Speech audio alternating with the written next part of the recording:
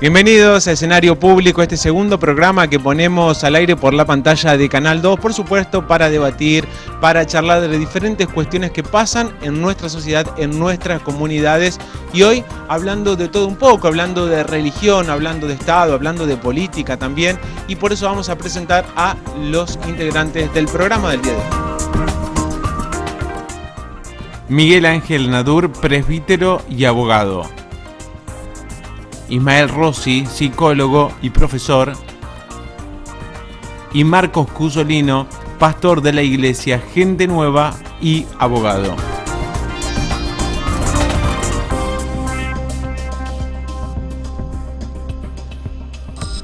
Bienvenidos a Escenario Público, este segundo programa que ponemos al aire por la pantalla de Canal 2, por supuesto, para debatir, para charlar de diferentes cuestiones que pasan en nuestra sociedad, en nuestras comunidades. Y hoy hablando de todo un poco, hablando de religión, hablando de Estado, hablando de política también. Y por eso vamos a presentar a los integrantes del programa del día de hoy. Y seguí. Continuamos.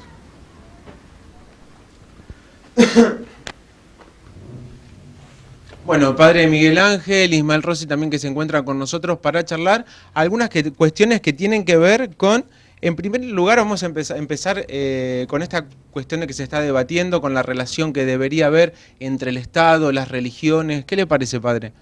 Bueno, es una larga historia que lleva tantos siglos como los 20 siglos que tiene la Iglesia, y a su vez también el aspecto religioso, como es algo natural en la persona humana, en la prehistoria, Oriente, Grecia, Egipto, además, también estaba planteado. Es una parte constitutiva esencial, por eso dentro de una determinada concepción existió el Estado confesional, es decir, el Estado adoptaba el culto que tenía la mayoría. Después vino otra doctrina, otra teoría que establecía que el Estado no tenía que, podemos decir, tener ninguna confesión en particular, sino que tenía que, bueno, aceptar toda la obra de bien que todas las religiones hacían. Es lo que se llamó el Estado laico, ¿no? Y después están todas las facetas intermedias con distintos componentes y distintos porcentuales. La Iglesia Católica también en esta larga historia ha pasado por distintas etapas en la relación con la autoridad civil. Antes de la democracia, estamos hablando de muchos momentos antiguos, existió, por ejemplo, el césaropapismo. El César gobernaba en lo civil, el Papa gobernaba lo religioso, y existió un sistema de mutuos acuerdos donde los cardenales elegían al Papa y la autoridad civil lo confirmaba. Y lo mismo al revés, ¿no? Bueno. ¿Qué le parece esto del debate que empieza a suceder recientemente con respecto a los símbolos religiosos en instituciones públicas? Bueno, hace a esta problemática, podemos decir que es la etapa final o el corcoveo final que da la temática en relación a esto. Y esto es una cuestión, podemos decir, de filosofía, que siempre considerando así, bueno, la libertad de pensamiento, de que cada persona tenga su postura, su posición, bueno, son más o menos aceptables todas las posturas. Una postura dice, el Estado tiene que tener bandera en el aspecto religioso y tomar lo que represente la mayoría, y otros dicen, el Estado no tiene que tener ninguna bandera religiosa. A mí me parece que podría el Estado tener la bandera religiosa de la mayoría, pero también es aceptable los otros pensamientos. En materia de pensamiento, y hablando de hipótesis, todo es razonable. Porque también entran en juego otras religiones que también quisieran tener su lugar, ¿no? Claro, no hay duda, eso es de lo que justamente se trata. En ese caso, países como Francia, por ejemplo, lo resuelven adoptando, cuando lo adoptó la fe católica, tomando lo que ellos daban en su texto constitucional, las razones históricas, que por razones históricas el Estado en toda su historia ha estado íntimamente vinculado con la fe católica y entonces lo adopta. Después, ya hace varias décadas, se abandonó esa postura y se sostiene el Estado laico. Bueno, nosotros acá la Iglesia en el proceso de la independización. La labor de la Iglesia está desde el mismo momento de la colonización y conquista. Digamos, España hizo lo que hizo, bien o mal es un tema para dialogar, para charlar, en el aspecto de qué quería hacer, si quería realmente darle la dignidad al aborigen, si quería aprovecharse económicamente, bueno, es un tema aparte. La Iglesia hacía su misión, que es llevar la fe cristiana a los nativos. Bueno, eso es lo que siempre hizo y es por eso que, bueno, la fe cristiana católica aprendió en el continente latinoamericano, que se dice, considerando el catolicismo con las confesiones evangélicas y demás, que está bautizado entre el 80 o el 90% de América Latina, habremos como proceso así en general. En el caso particular de la Argentina, bueno, la Iglesia, no todos los obispos, pero una mayor parte de los obispos y sacerdotes, apoyó el proceso de independización. En 1810 hubo un obispo fusilado porque estaba en desacuerdo, pero después en general la Iglesia, y entonces tenemos un vecino nuestro, Cayetano Rodríguez, por ejemplo, en la Asamblea del año 13, en el Congreso de Tucumán, era de acá de San Pedro, Fray Cayetano Rodríguez, y habría por lo menos un 35% en la Asamblea del año 13, en el Congreso de Tucumán, y un 30%, 25% de sacerdotes en el primer gobierno patrio, ¿no? Usted me está queriendo decir que esto viene desde hace décadas, desde Claro, hace siglos. Es decir, estamos hablando de la Argentina independiente de 1810, si vemos para atrás está toda la labor de la Iglesia que siempre estuvo.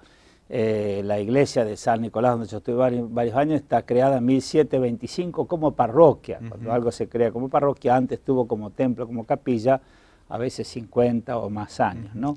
Bueno, desde el momento de la independización vino esa relación tan íntima. Bueno, eso significa, para de alguna manera probar, la relación íntima del pueblo argentino con la fe católica. Con la fe católica. Le voy a preguntar a Ismael, que como psicólogo por ahí tendrá otro tipo de respuesta. Sí. Con respecto a la vinculación entre los estados civiles y la Iglesia Católica, bueno, es verdad lo que dice el padre, o sea, siempre han tenido una vinculación muy estrecha. De hecho, la ley y la religión tienen un origen en común, o sea, la religión era la forma de doctrinar, la forma de alguna manera de resolver algunos problemas que se planteaban en comunidades. O sea, aparecía esto de la religión poniendo un poco de orden en aquello que eran estados de barbarie, ¿no?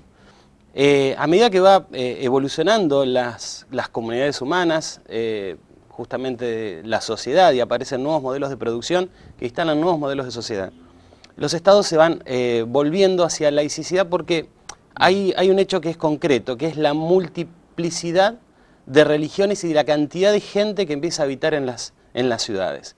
Entonces tenemos, urbes como Nueva York, donde tenemos católicos, tenemos judíos, musulmanes, protestantes, anglicanos y demás. Incluso en Argentina, acá mismo en Pergamino tenemos una gran diversidad de creencias, ya sea religiones, claro, cultos, algunas religiones, otras paganas, pero que de alguna manera conviven en un mismo espacio público. Ahora, desde este punto de vista, el Estado tiene que bien obrar en esta función de Estado, velando por todos. O sea, el Estado mira a todos, porque el Estado somos todos. Entonces, es como decir, o un símbolo religioso o ninguno, o todos o ninguno.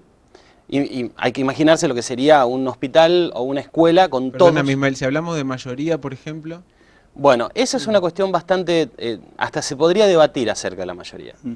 Porque entendemos que el bautismo se da a través de una tradición y la persona elige ser bautizada sin elegirlo, por así decirlo de alguna manera, ¿no? O sea, a los chicos se los bautiza, pero el niño no elige ser bautizado. O sea, eligen sus padres a través de una tradición que muchas veces hasta carece del contenido y del sentido y del alcance que tiene el bautismo para un niño. Es como decir, vas a pertenecer a una institución y a una fe que no has elegido todavía, pero que nosotros hemos elegido por vos.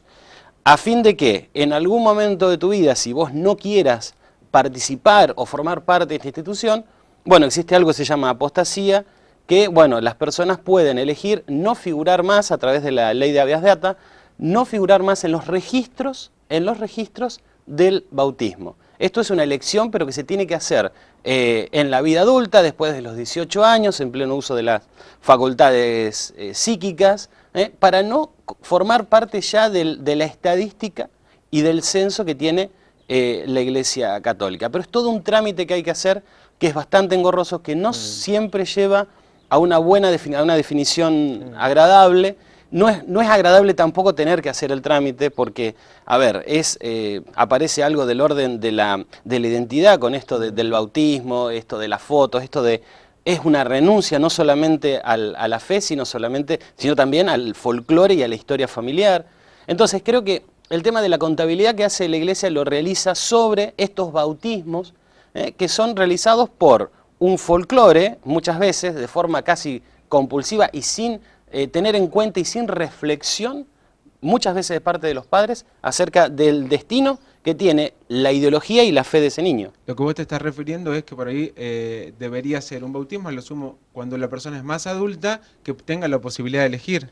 En todo caso, se presta a confusión se cuente y se contabilice la cantidad de creyentes a partir de los bautismos, cuando en realidad lo que se ve, lamentablemente o no, pero digo, lo que se ve es que cada vez más gente asiste menos a las misas y se siente menos identificada con las religiones hegemónicas que lo han sido durante mucho tiempo en la historia. Y algo que quiero acotar también es que la Iglesia Católica no solamente participó en los procesos de independencia, sino también participó en otros procesos de reorganización nacional mucho más cercanos, hace 20 y pico de años, y justamente el Estado argentino y la nación argentina está muy sensible a esa proximidad que ha tenido la Iglesia respecto de algún tipo de poder, cuando entre el 76 y el 81 sabemos que se aprobaron la mayor cantidad de leyes que favorecieron económicamente e impositivamente a una institución determinada. Entonces, de ahí vale la importancia del Estado laico, para que no se produzcan estos desfasajes y estas hegemonías que después es muy difícil combatir. Bueno, como verá, las padre, dos posibilidades están. Después los gobiernos temporales y epocales pueden tomar esa mayoría con las salvedades que nos expresa el amigo, o no tomarlas. Las dos posibilidades están. De hecho, en la historia se ha dado una forma u otra. La forma más frecuente como ahora, la tendencia es hacia el Estado laico. Y sobre eso los documentos de la Iglesia, sobre todo el documento Dignitatis Humanae, que es el documento oficial de la Iglesia Católica sobre las relaciones Iglesia-Estado, allí se establece, sobre todo pensando en los lugares donde la Iglesia Católica es una gran minoría, como en China, como en Asia, en esos lugares, que el concepto de libertad religiosa incluye dos cosas. Primero, la libertad para creer o no creer. Yo puedo decir, soy una persona creyente o soy una persona no creyente. En la palabra creyente lo que se entiende como una realidad sobrenatural, etcétera, ¿no? Y después, una segunda opción, para el caso eventual de que la persona se manifieste como creyente, que este culto específico adoptar. Creer o no creer y creer, una vez que yo decido creer, en tal o cual culto. Esa es la posición oficial de la Iglesia Católica y lo hace sobre todo pensando en los lugares donde, somos una gran minoría y también son minoría los demás cultos, como en el caso de China, de África, los países de Asia. Bueno, vamos a ir hablando en el próximo bloque, posturas bien contrapuestas como para encontrar entre todos un punto intermedio, creo. Después de la pausa continuamos aquí en el escenario público.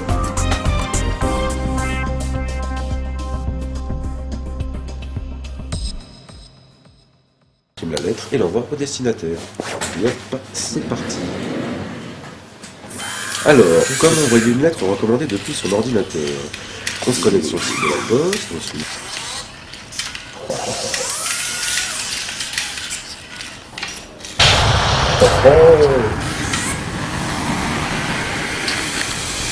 Ah ouais.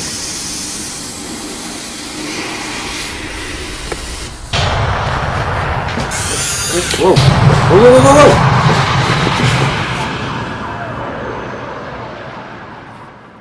I would say I'm sorry if I thought that and it would change your mind. But I know that this time I have said too much, been too unkind.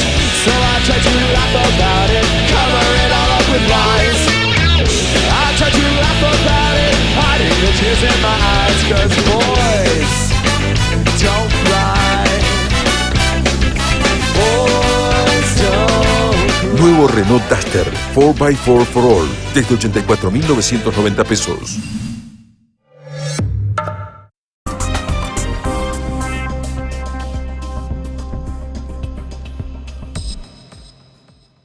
Continuamos aquí en escenario público, compartiendo, charlando, debatiendo con respecto a la religión. En este caso estamos con el padre Miguel Ángel, que bueno, estamos debatiendo justamente estas cuestiones que tienen que ver con el Estado, con la Iglesia, con Ismael Rossi también. Y vamos a hablar de el nuevo proyecto de ley de la reforma del Código Civil y Comercial. Padre, ¿cuál es la postura de la Iglesia con respecto a esto? Bueno, lo que se ha conocido públicamente son los títulos de los temas y alguna orientación que los temas tendrían. Lo que suena más grueso, así como tema de trascendental importancia, algo que me parece muy positivo, que es la unificación de los códigos civil y comercial. Bueno, es algo que esto surgió allá por 1860, más o menos. El Código Civil se aprobó por la ley 343, cuando el Estado nacía. Se hizo un voto de aprobación ahí a Vélez Sarsfield, que en lo que surgía en el momento, parecía el espíritu de la época, o tal vez tomándolo de Francia y de otros lugares, se hizo el Código Civil y se hizo el Código de Comercio, pensando en el comerciante como una categoría que sea muy especial, pero en realidad después en la vida diaria no era tan así. Por eso en la realidad el Código Civil se sigue usando siempre y el Código de Comercio en algunas cosas muy específicas como ley de quiebra, ley de sociedades, etc. Pero la distinción de la persona no hace a la resolución jurídica del fondo de la cuestión. Por eso me parece muy bueno.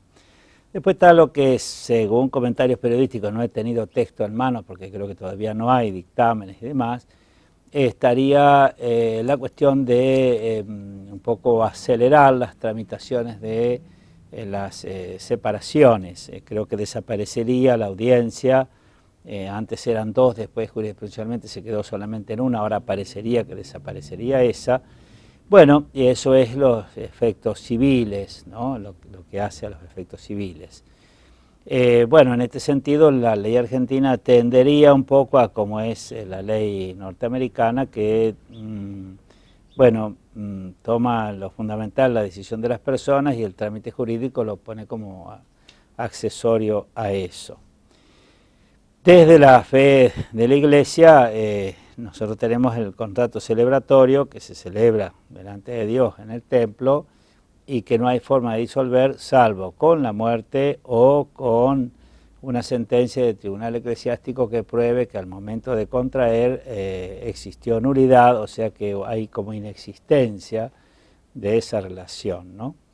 Bueno, después va a tratar sin duda el tema de la mayoría de edad, de 21 que era convenio internacional se pasó a 18, hay algún otro proyecto también y demás. Y después un montón de títulos y cosas que aparecen, pero son comentarios periodísticos. Me parece en general bien, es una cosa que requiere la sociedad y los puntos que hacen a los aspectos doctrinales, especialmente en la materia matrimonial, es donde pondremos especial interés.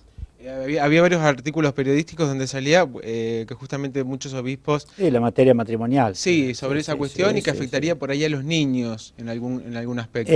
No, por eso te digo, no hay detalles sobre qué materia sería reformada y qué cosa. Yo pienso que debe hacer referencia tal vez a los casos de tenencia o situaciones de ese tipo y demás.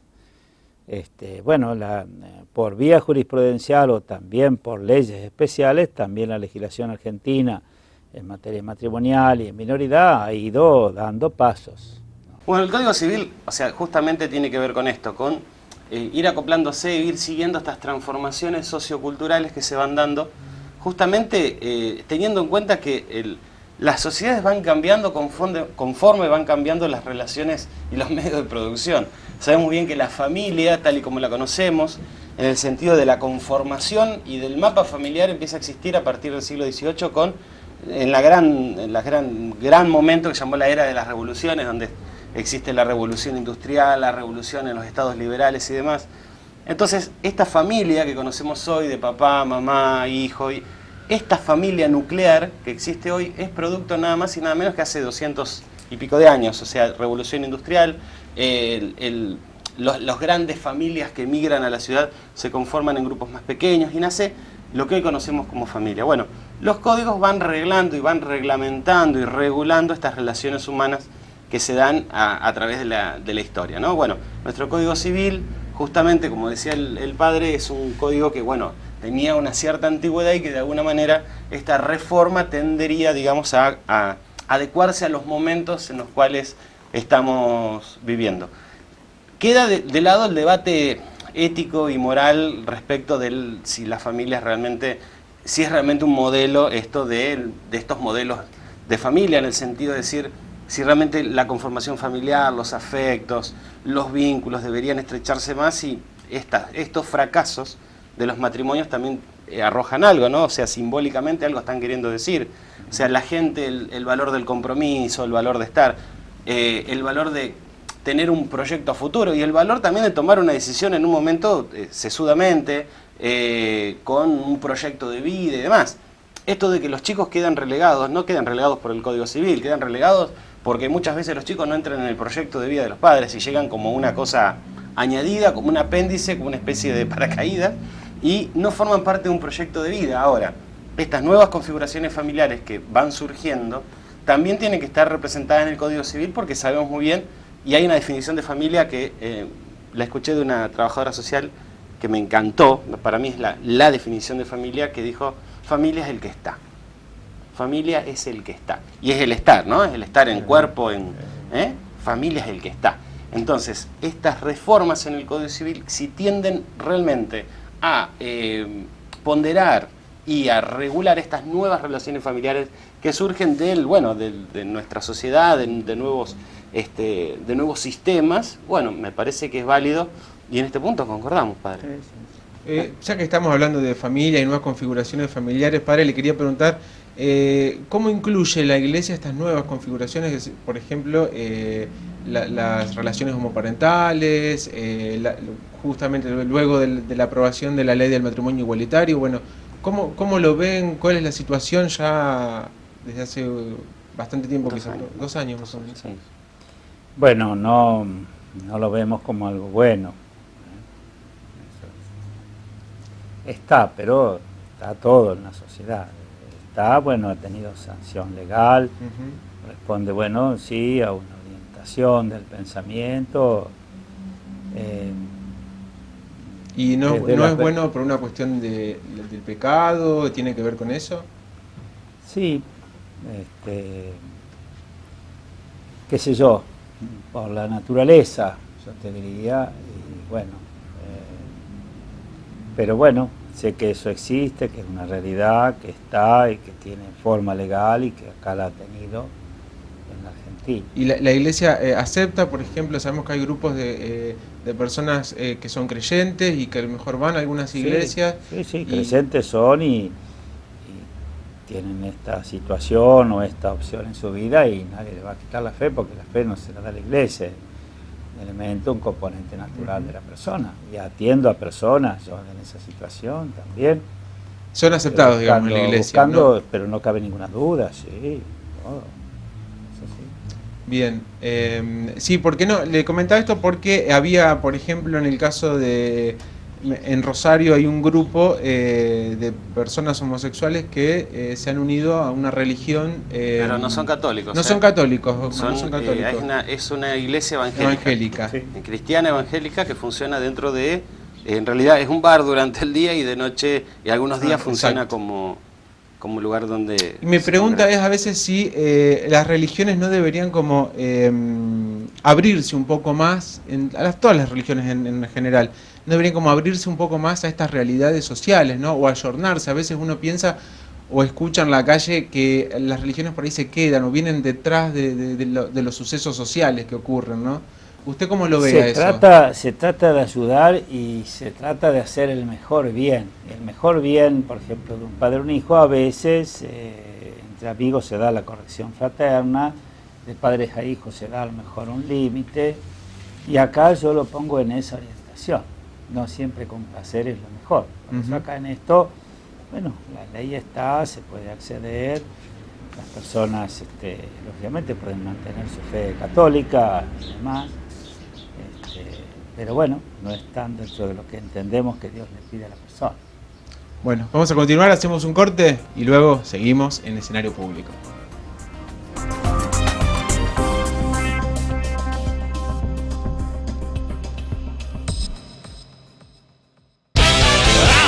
I'm sorry if I thought that it would change your mind, but I know that this time I have said too much, been too unkind. So I try to laugh about it, cover it all up with lies. I try to laugh about it, hiding the tears in my eyes, 'cause boys don't cry. Boys don't cry. Nuevo Renault Duster 4x4 for All, desde 84.990 pesos. Imprime la lettre et l'envoie au destinataire. Yep, c'est parti. Alors, comment envoyer une lettre recommandée depuis son ordinateur? On se connecte sur le site de la poste, ensuite.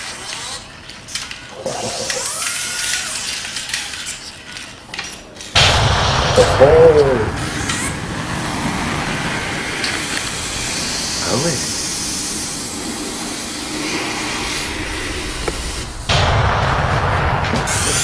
Oh, oh, oh, oh, oh.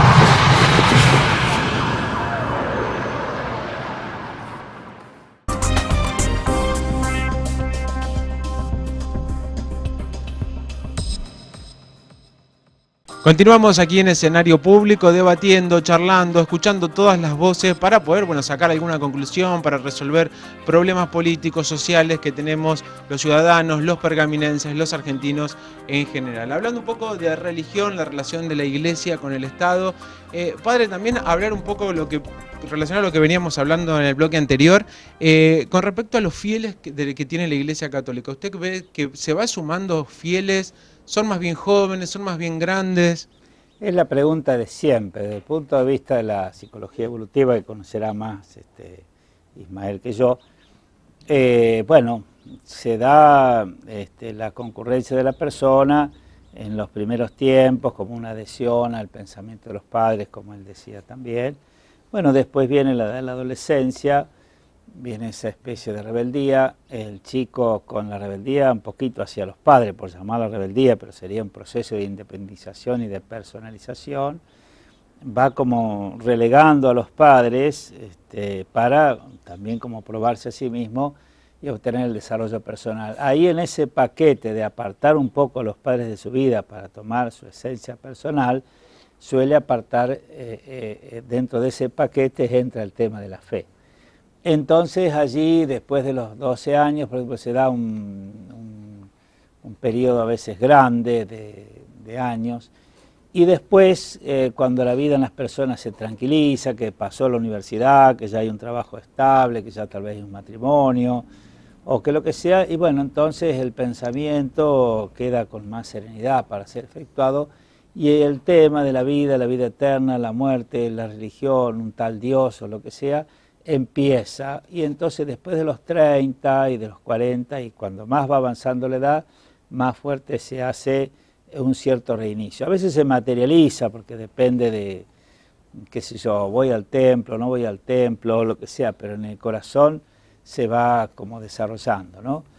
No vivimos tiempos de gran auge en la práctica religiosa, sin embargo, siempre está y siempre ocurre que la proliferación de los diversos cultos que tienen adherentes y demás, prueba también que el aspecto religioso está en el corazón del hombre, sí. Y ese ofrecimiento que se hace de atención, de diálogo, de esto y lo otro, responde a una necesidad importante del corazón humano y es un componente que podemos decirlo en términos psicológicos de la persona que altamente pacificador y de, digamos, como un reencuentro. Una pregunta sincera le hago, o sea, en el sentido de que a veces me cuesta entender que muchas religiones van ganando adeptos y la Iglesia Católica a veces como que va perdiendo muchos, sobre todo en los jóvenes. Sí, lo vemos, habrá que repensar, ver. Bueno, ocurre también que las religiones chicas, cuando logran adeptos, les dan una muy buena atención y por ahí los llaman si no vienen. Mejor la fe católica está acostumbrada a ser mayoría y a no tener mejor tanto empeño en conservar a los fieles o de buscarlos o demás. Es un tema de permanente diálogo, permanente estudio. Se nos ha sugerido mucho la utilización de los medios de comunicación, por eso yo tengo una obligación en mi vida, una nota periódica acá en La Opinión, un programa que estoy de televisión en Buenos Aires una vez cada mes y medio, la radio acá que estoy los sábados a las 10 de la noche en Radio Mon, y bueno, y todo lo que puedo lo hago, por más que teóricamente no tengo tiempo de hacerlo, pero por el gran efecto multiplicador y lo que siempre se nos ha dicho en la enseñanza y en el seminario, que hay que ir a la gente, porque la gente por sus pluritos, lo que sea, a lo mejor no está mucho en condiciones, pero si uno va, lo visita, lo escucha, le dice una palabra, bueno, la persona renace su sentimiento religioso. Bueno, a través de los medios masivos de comunicación, este programa mismo a lo mejor, tal vez sea para mucha gente un alimento de su fe. Para culminar, cuando ingresé al seminario, allá por la década del 70, del 80, un profesor nos decía, dice, bueno, miren muchachos, si ustedes pueden publicar un cuarto de páginas de Clarín un día, lo van a leer o mirar o estar en relación con ustedes más personas de la cantidad de personas que a lo largo de sus 40 años de cura van a escuchar sus homilías. Y con esas distinciones, porque bueno, 1 millón de ejemplares de Clarín se multiplica, son como 3 millones. Y uno tiene en las capillas, en los templos, 500 personas, 600, 1000, que son 50.000 en el año, 60.000, bueno, y eso era una cosa así muy importante. Y después el elemento misionero, los que van al templo de alguna manera ya están en la fe, los que leen o escuchan un medio, los que están viendo este programa, no necesariamente están en la fe, y a ellos se les puede hablar de un Dios personal, de un Dios salvador, y bueno, y se les puede tener ese aspecto misionero que no es tan misionero cuando uno sigue atendiendo a los que siempre vienen. Ismael, también hubo como una proliferación de grupos de ateos o del ateísmo. Lo que pasa es que el ateísmo, a ver, siempre ha estado, lo que pasa es que antes los quemaban. En la época los quemaron. Hubo muchos ateos que fueron quemados, fueron capturados, robados incluso hasta de su identidad. Digo, el ateísmo no es como un movimiento nuevo. Digamos, es una forma de entender un lugar en el mundo y en la realidad. Digo, el ateo no se plantea cuestiones como el origen o el fin. O sea, ese planteo no está, ese lugar es el lugar de las religiones. O sea, el ateo no se pregunta qué hay después de la muerte o dónde existo yo previamente a mi propia vida. O sea, eso el ateo no son preguntas que se realicen. Entonces, no necesita de la fe para construir su vida interior y para construir su visión del mundo. O sea, siente que no necesita la fe en el pensamiento revelado. El pensamiento no le aparece como una epifanía, sí le aparece como a través de deducciones e inducciones, construye su realidad. En realidad es el pensamiento de las ciencias, ¿no? El pensamiento prácticamente natural que tiene el hombre de entender los procesos de una forma racional. Igualmente hay una cuestión que tiene que ver con la proliferación también de las ciencias, en el sentido de decir, es mucho más difícil que un adolescente entienda algunas cuestiones bíblicas. ¿Por qué? Porque ya está imbuido de un montón de conocimientos que tienen que ver con el pensamiento racional. Y cuando se topa con algunas cuestiones que aparecen figurativas, metafóricas, de alguna manera contadas como un relato para ser trabajadas quizás hasta de forma filosófica, cuando el adolescente se encuentra con esos planteos, evidentemente lo que encuentra es justamente esto, es no poder identificarse porque encuentra en algo en estos cuentos esto de, no encuentra una identificación, encuentra algo inmaterial, irreal, y le cuesta entender esto de la irrealidad, sobre todo cuando la institución, a nivel institución, no a nivel de fe, hay una disociación constante y te diría aritmética de lo que son los planteos de un determinado culto respecto de cuestiones sociales. Recién el padre decía acerca de la posición de la Iglesia Católica respecto del matrimonio igualitario. O sea, justamente cuando en una sociedad empieza a aparecer una nueva forma de vínculo, y cuando estamos hablando de que familia es el que está, la Iglesia lo que hace es esto. Entonces, esto muchos de los adolescentes que apoyan y sostienen, muchos de los ciudadanos que apoyan y sostienen otras formas familiares, no se encuentran identificados y se encuentran relegados, encuentran que esas puertas se cierran, o sea, o se abren con condiciones. Entonces ahí es donde aparece quizás las, si se quiere, bajas, ¿no? Pero en las filas, ¿no? de la iglesia. ¿Y qué pasa en los colegios, por ejemplo, los dos católicos, por ejemplo? ¿No se llegan a definir estas cuestiones, a plantear? ¿Cómo es la situación? Sí, está la Junta Diocesana de Educación Católica, que tiene vínculo con los catequistas, con los docentes, con los cursos, y eso está en cada una de las jurisdicciones eclesiásticas, que son 60 en la Argentina. Hay un encargado nacional, que en este caso creo que, bueno, no recuerdo bien quién es, el obispo que está a cargo de la educación católica, y después está el colegio católico generalmente tiene un religioso, una religiosa, lo que sea, que también está en relación con los docentes y con los catequistas. Yo quiero comentarle algo, padre, también, y preguntarle, sí. ¿Por qué la educación religiosa, la educación confesional, siempre está vinculada a una élite? O sea, y no es una educación, digamos, ¿por qué hay que pagar para ir a un colegio confesional? Sí, bueno, hay que hacer así las cuentas más o menos. La iglesia pone el edificio, que realmente se hace con donaciones, esto, lo otro no. El Estado, sabiendo que la iglesia le soluciona una parte del problema, por ejemplo, en términos de hace 20 años, cuando yo manejaba otras estadísticas, era entre el 35 y el 40% de la educación argentina. El Estado se desliga de la parte edilicia y la Iglesia, bueno, aporta eso, forma la institución educativa y paga los sueldos docentes. Pero después queda los otros gastos que no entran, por ejemplo, el Estado a lo mejor da un celador cada tantos cursos y hace falta más. Están las asignaturas no curriculares, que son las que no van por ministerio y tienen que entrar, como por ejemplo a veces entra esto de catequesis, otras veces durante mucho tiempo entró inglés y otras asignaturas, y después está, bueno, como una cierta ayuda también para el mantenimiento. Bueno, entonces eso va con la cuota de cooperadora que, bueno, en casos de los colegios de la ciudad, bueno, no sé, no recuerdo bien cómo son las cifras, pero es una cifra más o menos accesible. Pero parte de los sueldos no están subvencionados por el Estado, el 80% de los sueldos no están. Sí, por eso es que si no fuese así, la iglesia no puede mantener, porque de una cuota a lo mejor de 300 pesos, 200 pesos como debe ser, no estoy al tanto de eso, un poco más, o más, ¿no es cierto?, tendría que pasar a ser, 2.000 pesos o 3.000 pesos. Si veíamos el otro día que un precio le salía, no sé si 26.000 pesos por mes al Estado, en esas estadísticas, bueno, no sé cuánto le sale a un Estado. Lo que sí sé es que de lo que sale a la iglesia un alumno que va a un colegio confesional o privado, porque ahora también con los cambios de los tiempos, en ese 35% de la educación privada, la mayoría era católica. Ahora no, ahora está el auge, y lo vemos acá en Pergamino también, de colegios privados que no son confesionales. Cualquiera puede poner un colegio y lo pone, ¿no es cierto?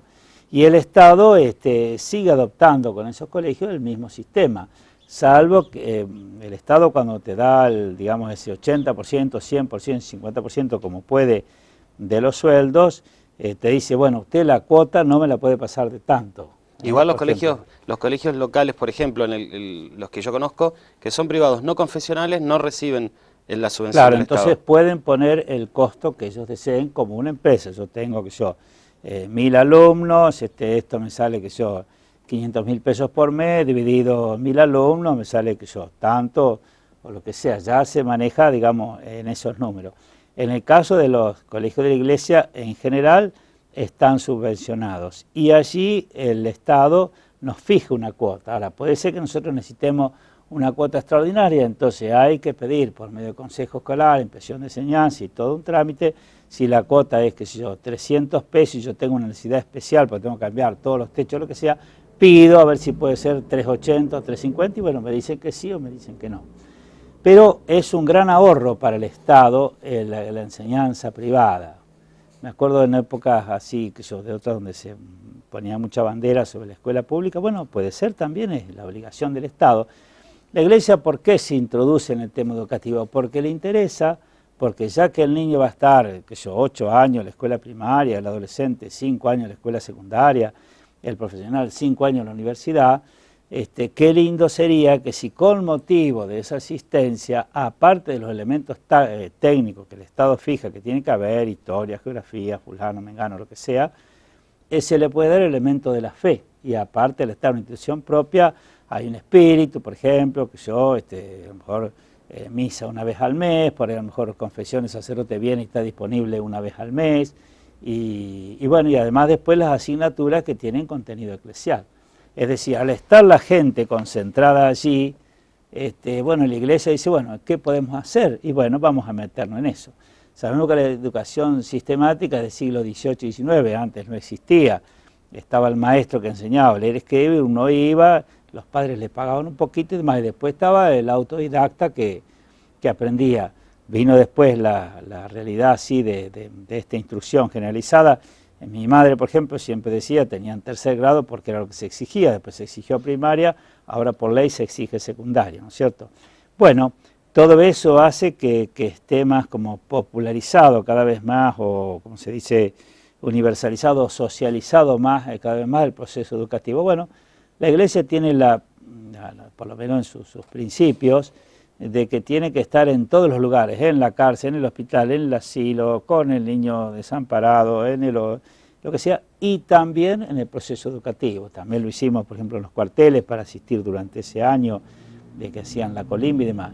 Bueno, y en este caso hay que lograr una fórmula potable, ¿no? La Iglesia con esfuerzo hace el edificio. Ahora, una vez que está en el edificio hay que poner en funcionamiento la cantidad de... Si tuviéramos que dividir el total de sueldo por la cantidad de alumnos, el precio sería muy alto. Y de hecho hay instituciones que son de la Iglesia, que son por ahí para un edil, como decís, y bueno, el precio es altísimo, 3.000 pesos, 4.000 pesos, hay colegios en Buenos Aires y demás, bueno, pero no es lo común, qué sé yo. Acá por norte bonaerense, donde estamos nosotros, creo que no hay ninguno de esos. Sí, yo creo que por de ahí 3.000 no, pero creo que de 1.000, más de 1.000 hay. Sí, puede ser. Y son generalmente sí. colegios de élite, o sea, justamente corresponde a un cierto sector de la sociedad que puede pagar eso, o sea... Es la limitación, Ismael, digamos, no tenemos plata como para hacer eso. Ojalá pudiera ser que tuviéramos, siempre es una alegría que se funda un colegio católico más, tenemos algunos acá, 3 o 4 que son jardines, siempre es el proyecto de hacerlo primario, de hacerlo secundario, pero el esfuerzo arquitectónico y después de gente y después de conducción.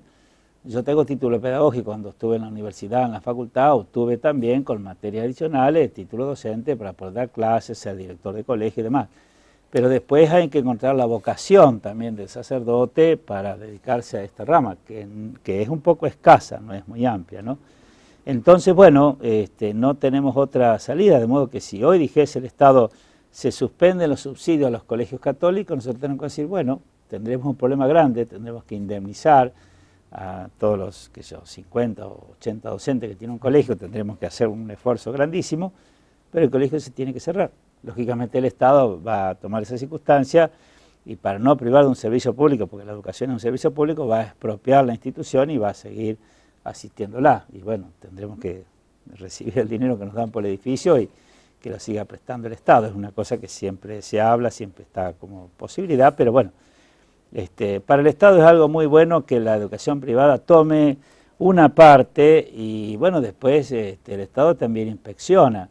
Yo me acuerdo hace, bueno, las primeras décadas, cuando estaba la UCA y demás, había que dar una reválida, que era una especie de inspección que se tomaba para ver si las escuelas privadas o las universidades privadas eran tan buenas como la estatal. Después, bueno, eso se sacó. Y antes, ya cuando comenzó un poquito esto a generalizarse en las escuelas de la iglesia, estábamos adscripto, por ejemplo, que yo, un colegio católico acá, adscripto a tal colegio. Y ese tenía como un cierto poder de policía para revisar las clases, algunas materias, inclusive los alumnos las iban a rendir a ese y demás. Bueno, después se vio que los mismos docentes dan en el colegio católico, en el privado, en el estatal, bueno, se generaliza y a la larga es una cuestión de mercado. La gente sigue mandando al colegio católico si ve que tiene una buena formación y si ve que no funciona, bueno, lo deja de mandar. Bueno, gracias, nos despedimos nosotros con este bloque del Padre Miguel Ángel y continuamos luego en escenario público.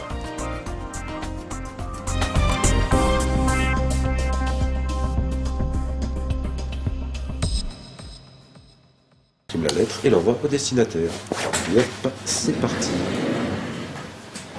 Alors, comment envoyer une lettre recommandée depuis son ordinateur? On se connecte sur le site de la poste, ensuite.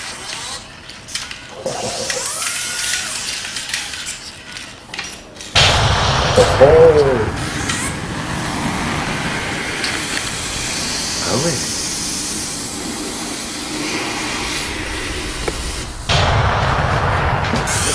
Wow. Wow.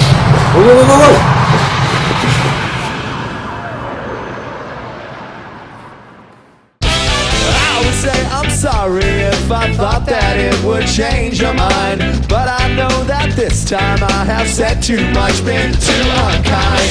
So I try to laugh about it, cover it all up with lies. I try to laugh about it, hiding the tears in my eyes, 'cause boys don't cry. Boys don't cry. Nuevo Renault Duster 4x4 for All desde 84.990 pesos.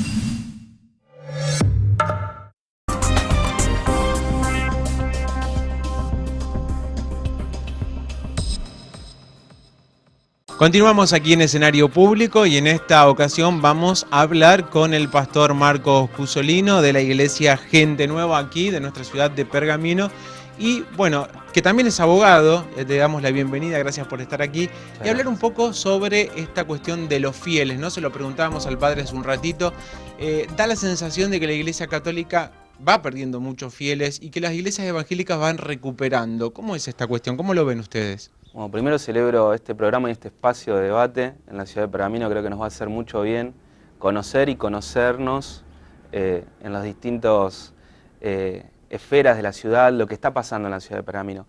Yo voy a tomar esa palabra que vos dijiste, fieles. Creo que ya no hay fieles.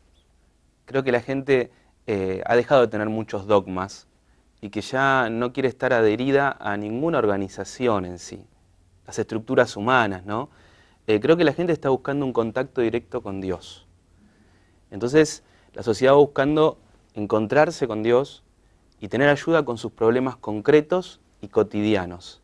A partir de ahí, que se acerque a las iglesias que están de alguna manera como Jesús con los brazos abiertos.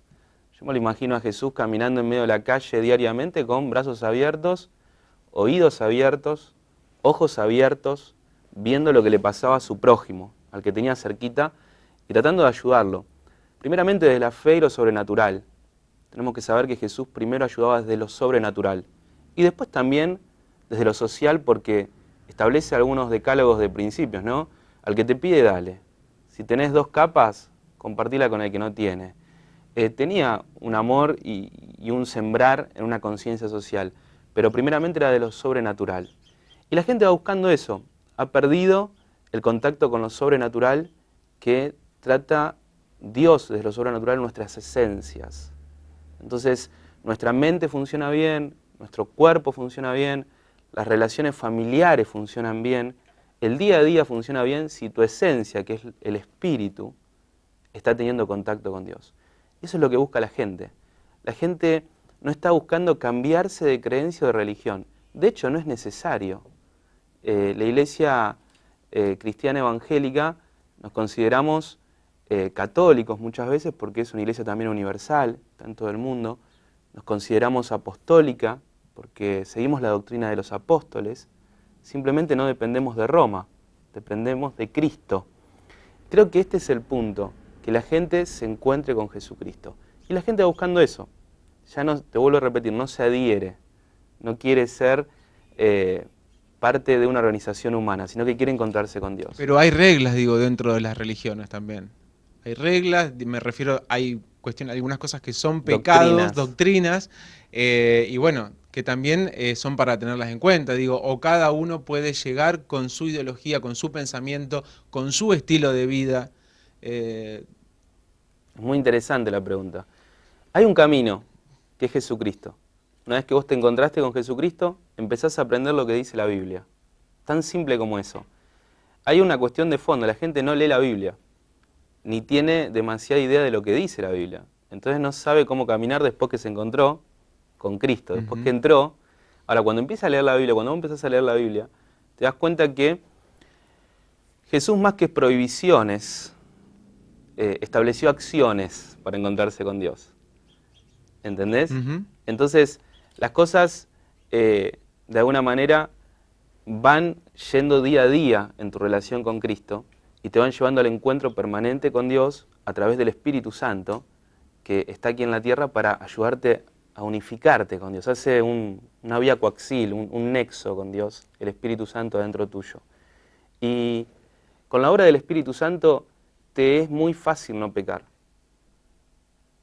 ¿Y qué postura tiene la Iglesia evangélica con respecto, por ejemplo, al matrimonio igualitario, a las relaciones entre personas del mismo sexo, qué sé yo, situaciones que se dan en la vida cotidiana, ¿no? Se las deja de lado, se las acepta, están en pecado, ¿no? Muy interesante nuevamente la pregunta, y muy punzante. Yo no puedo hablar en nombre de toda la Iglesia evangélica, ni de la Iglesia cristiana, ¿no? Nosotros como Iglesia Gente Nueva somos evangélicos, pero somos sobre todo cristianos primitivos, podríamos decir. Y yo puedo hablar en nombre de la Iglesia Gente Nueva, que tiene su seminario teológico y que está en más de 40 ciudades. Nuestra postura es de que la gente pueda tener igualdad y pueda haber respeto hacia el ser humano. Y nuestra postura es que la Iglesia tiene que estar separada del Estado. La Iglesia no le puede imponer a todos sus propias creencias. La Iglesia no está para hacer leyes, la Iglesia está para amar al prójimo. La Iglesia está para servir al que necesita. Entonces, creemos que la homosexualidad es un pecado, pero amamos al homosexual. Queremos que el homosexual pueda encontrarse con Jesucristo y pueda recibir la voz de Dios, y Dios lo va a bendecir.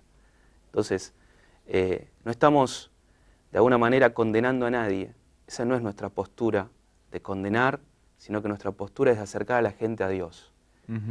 Y creemos en un valor que nunca tiene que avanzarse sobre ese valor, que es el de la libertad individual, el respeto, la dignidad, el amor al prójimo, como sea el prójimo. Hay algunas iglesias muy cuestionadas que intentan cambiar a los homosexuales y que han sido muy cuestionadas últimamente. ¿Ustedes cómo lo ven a esto? La Iglesia no puede cambiar a nadie, Dios cambia nuestros corazones. Pero hay un punto que tiene que ver del conflicto que tienen muchas veces las iglesias con la sexualidad. Las iglesias no perdonan, las religiones muchas veces no perdonan los errores que tienen que ver, están relacionados con la sexualidad. Y sí perdonan otras clases de errores.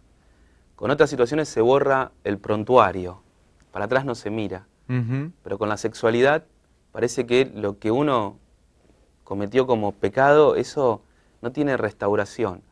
Y no es la enseñanza de Jesús.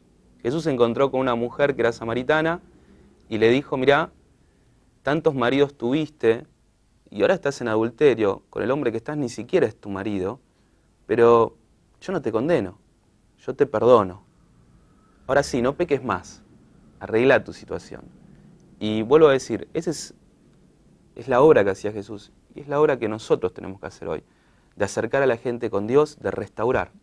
Porque hay situaciones que están ya, de alguna manera, derribadas. Nuestra situación tiene que ser con amor, con paciencia, con palabra, restaurar a la gente que está caída, ¿no? ¿Qué pasa con los símbolos religiosos en lugares públicos, en instituciones, en organismos de gobierno?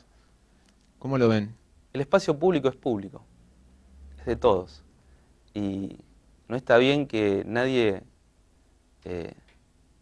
lo cope, como se dice, ¿no?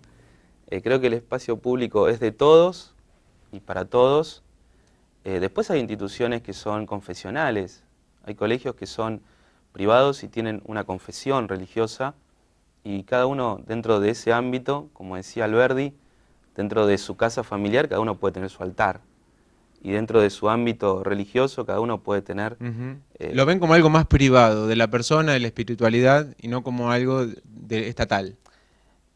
Ha sido una prédica de la iglesia cristiana desde que se creó, la iglesia cristiana desde que nació con Jesucristo y que nació con los apóstoles. El imperio romano era el que avasallaba civilizaciones, y la iglesia cristiana es la que decía que cada uno pueda tener paz en declarar cuál es su Dios, y que no obliguemos a nadie a hacer nada, sino que cada uno pueda tener uso y no abuso de lo que es de todos, ¿no es cierto? Entonces, en ese marco de respeto, creo que es donde la sociedad avanza y donde todos nos sentimos incluidos. Es feo estar en lugares o estar en una sociedad donde a veces uno no se siente incluido. Se está avanzando en el pluralismo, pero el pluralismo tiene que ser algo natural y total, donde todos nos sintamos cómodos en lo que es de todos, ¿no es cierto? Entonces, a partir de ahí, creo que legisladores, concejales, diputados, gente de gobierno, gente que tiene distintos lugares en la sociedad, tiene que propender a que la sociedad sea para todos, aún para los que no creen en nada, aún para los que son agnósticos, los que son ateos. Es necesario que respetemos todas las diferencias, porque la sociedad es heterogénea. Y no podemos, ¿se entiende? No podemos ir sobre el otro, tenemos que respetarnos. Yo creo que debe ser muy incómodo cuando, por ejemplo, en un tribunal de justicia va alguien que no cree y se encuentra con un crucifijo, siendo que yo soy cristiano y creo que Jesucristo es el camino y es el Salvador, pero tengo que pensar en el otro, tengo que amar a mi prójimo. Y avasallar sus derechos me hace demostrar que no lo amo. La posibilidad que estén, qué sé yo, todas las religiones o ninguna, ¿no? Esa es la cuestión. ¿Te parece?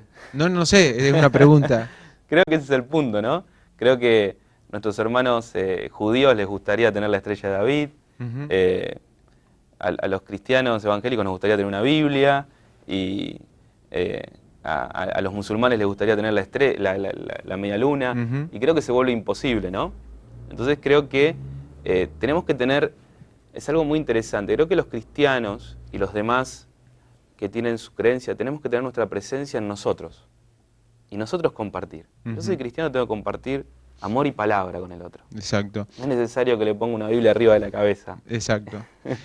Vamos mechando por diferentes temas porque el tiempo nos pasa por encima, pero queremos hablar también un poquito de las adicciones, porque bueno, justamente se le reconoce a la iglesia evangélica salir de las adicciones a muchas personas que estaban realmente muy mal con este tema, adictos que hacía mucho tiempo que no podían salir de esa situación.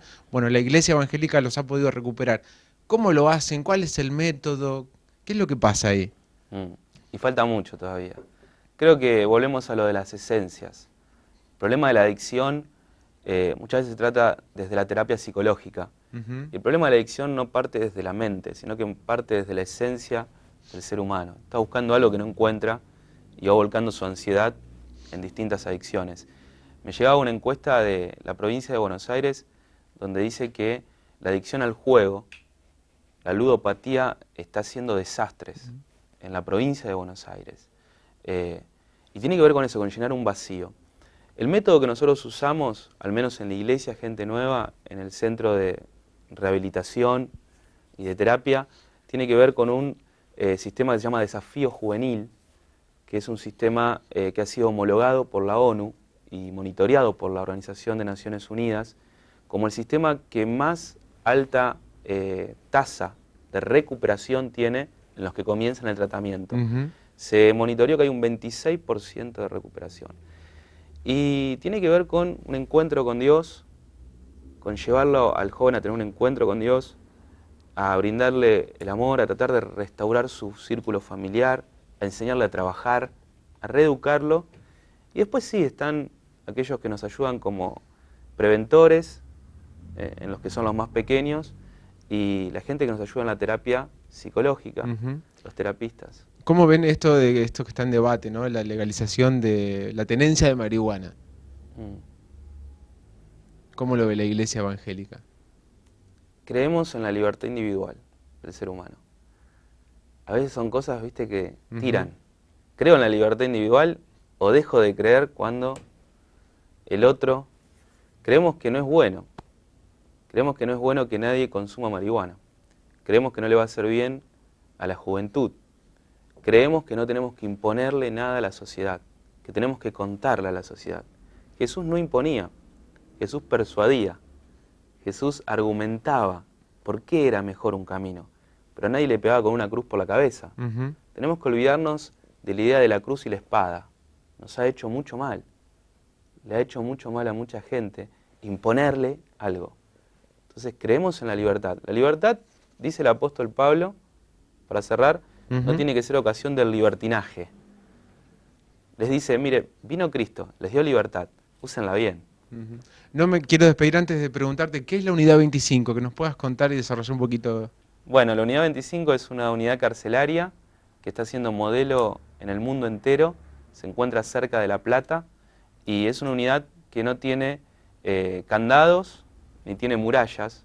Hay ahí internos que son... presos que son cristianos, evangélicos, y esta unidad se ha fundado ya hace muchos años y no ha habido ninguna fuga, ni ningún intento de violencia, ninguna pelea. Y lo interesante es esto, no hay candados, están abiertas las puertas. Pero cuando uno es persuadido, entiende qué es lo bueno para uno mismo, volvemos al anterior, nadie te tiene que imponer nada.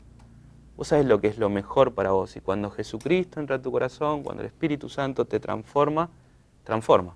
¿Qué tipos de presos hay ahí? Te pregunto primero. De todos. Un día teníamos que ir con las cámaras y estar ahí con los muchachos tomando unos mates. Y yo sé la sensación que tiene la sociedad con aquel que ha cometido un delito. Es la misma que siento yo. Bronca, inseguridad. No quiero que les hagan bien. Quiero que, alguno piensa, no quiero que los revienten si se puede. No es el camino. Lamentablemente tenemos que reconciliarnos y enseñar y sembrar una nueva semilla. Porque uno puede pensar si qué riesgo hay, si hay realmente presos que cometieron errores graves, que puedan salir y que estén en contacto con la sociedad, podría ser un riesgo, ¿no? Se podría ver de esa manera. Hay guardacárceles, hay policías, los presos no salen, no tienen salidas, no, están dentro cumpliendo su condena como corresponde, ¿sí? La justicia dice... decía un pensador ulpiano, es darle a cada uno lo que le corresponde. Y no tenemos que perder ese vector de justicia, ese parámetro de justicia. Ahora, interesante que el que entre adentro de la cárcel no salga siendo un delincuente más profesionalizado, sino que en el medio haya algo que lo ayude a volver a sus esencias, a recuperarse, porque no queremos que la sociedad se siga matando entre sí. Un tema que, bueno, sin duda vamos a retomar en algún momento, lamentablemente se nos ha acabado el tiempo. Bueno, gracias al pastor Marcos Cusolino por haber estado con nosotros. Y nosotros nos vamos a despedir porque nos vamos a reencontrar la próxima semana para seguir tratando otros temas de actualidad aquí en este escenario público. Cuestiones que siempre estamos interesados en debatir, en poder charlar y de alguna manera llevar alguna solución a todos los ciudadanos. Nos vemos la próxima semana y esto es Escenario Público.